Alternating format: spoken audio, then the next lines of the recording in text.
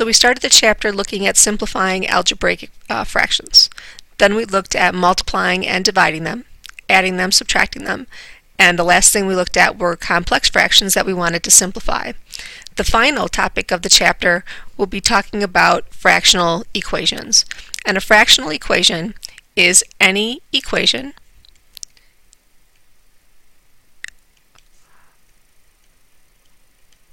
with a variable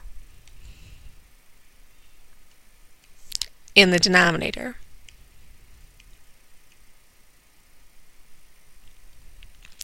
So an example of a fractional equation might be 2 over the quantity of x plus 3 is equal to 6 over the quantity of x plus 5.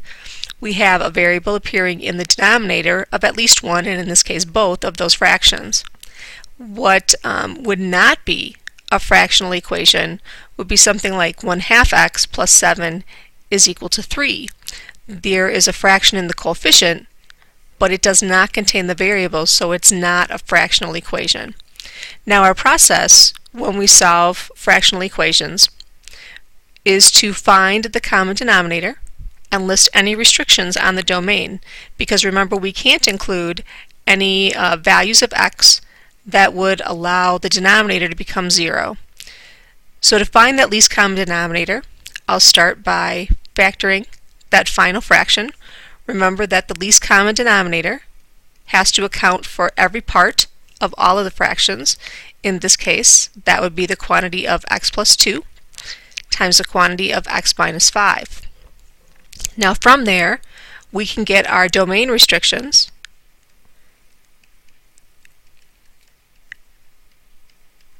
and we can't allow x to be -2 or x to be +5, because then our equation would have a 0 in the denominator. Now, similar to that first method we talked about when we dealt with complex fractions, we're going to use that common denominator and multiply both sides of the equation by it. So I'm going to write that out. I would have the quantity of x plus 2 times the quantity of x minus 5 times x over the quantity of x plus 2 plus 7 over the quantity of x minus 5.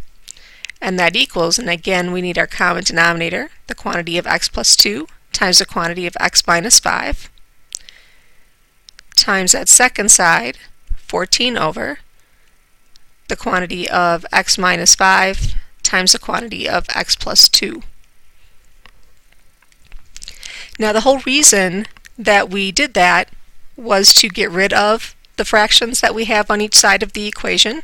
We have to remember that we're going to distribute that least common denominator on the left, and so writing that out, we would have the quantity of x plus 2 times the quantity of x minus 5 times the quantity of x over x plus 2 plus, and then the quantity of x plus 2 times the quantity of x minus 5 times 7 over the quantity of x minus 5. And then that would equal the quantity of x plus 2 times the quantity of x minus 5 times 14 over the quantity of x minus 5 times the quantity of x plus 2. Now when we do that, nice things happen. The x plus 2's will cancel. We would be left with x times the quantity of x minus 5 plus the x minus 5's will cancel, and we will have 7 times the quantity of x plus 2, and that will equal, and over here both the x plus 2's and the x minus 5's will cancel, and we will get just 14. Now what we have, an equation that does not contain any fractions, easy to solve. So to pick it up from there, we would get x squared minus 5x plus 7x plus 14 is equal to 14. Combining like terms, x squared plus 2x is equal to 0. Now that's a quadratic. We want to factor it and solve. So we'd have x times the quantity of x plus 2 is equal to 0. So either x equals 0 or x plus 2 would equal 0 in which case x would equal -2. Now the last piece of this is to go back and check our domain restrictions. X can equal 0, but x cannot equal -2. Now keep in mind, we call that an extraneous solution.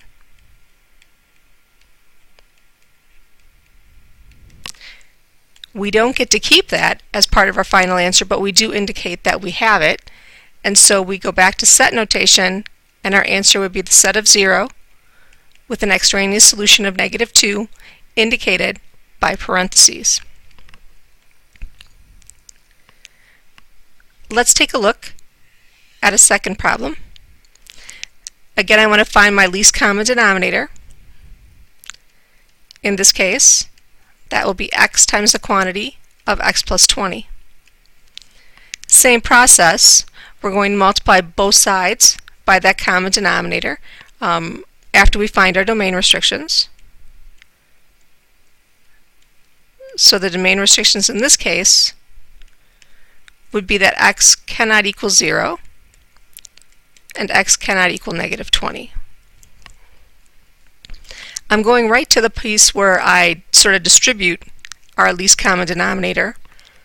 So I have x times the quantity of x plus 20 times the quantity of 11x over x plus 20 plus x times the quantity of x plus 20 times 24 over x is equal to x times the quantity of x plus 20 times 11 plus x times the quantity of x plus 20 times 88 over x times the quantity of x plus 20.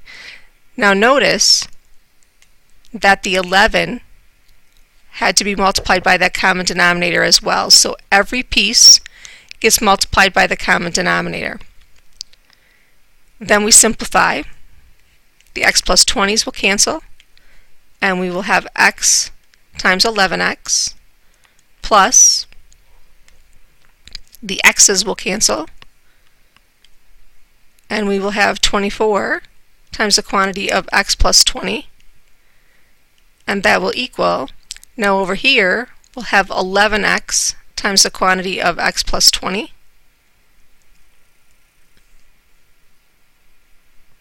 plus, and then here both the x and the x plus 20s will cancel, and we will get 88. So multiplying, we'll have 11x squared plus 24x plus 480 is equal to 11x squared plus 220x plus 88. So solving that, when we go to move the 11x squareds, they're going to cancel. Moving the 24x over and the 88 over to by the 480, we would have 392 is equal to 196x. And then dividing, we would get that x equals 2. Checking that against the domain restrictions, x can't equal 0 or -20. We don't have to worry about that, so x can equal 2, and our answer would be the set of 2.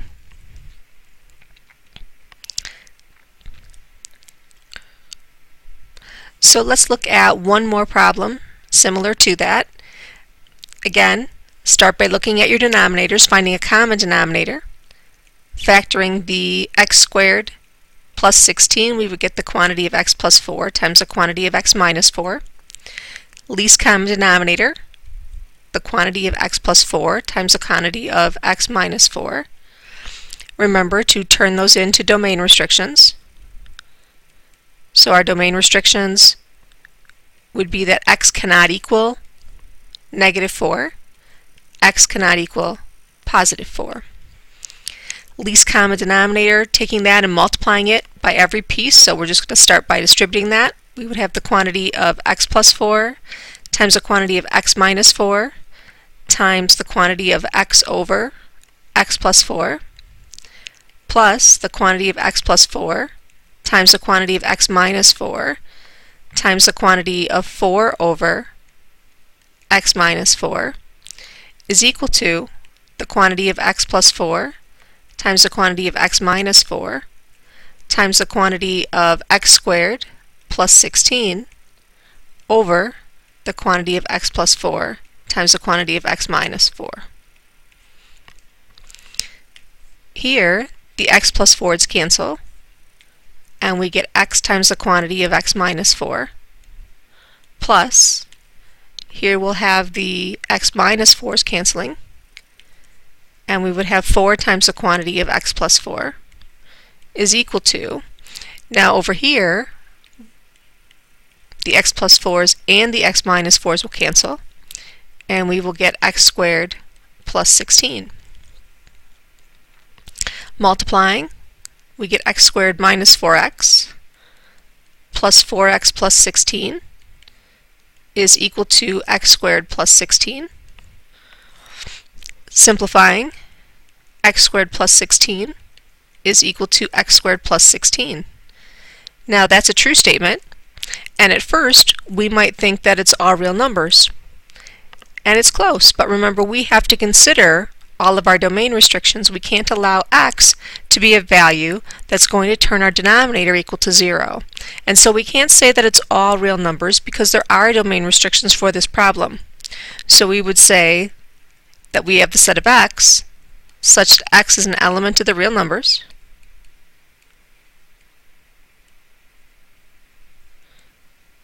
and x does not equal 4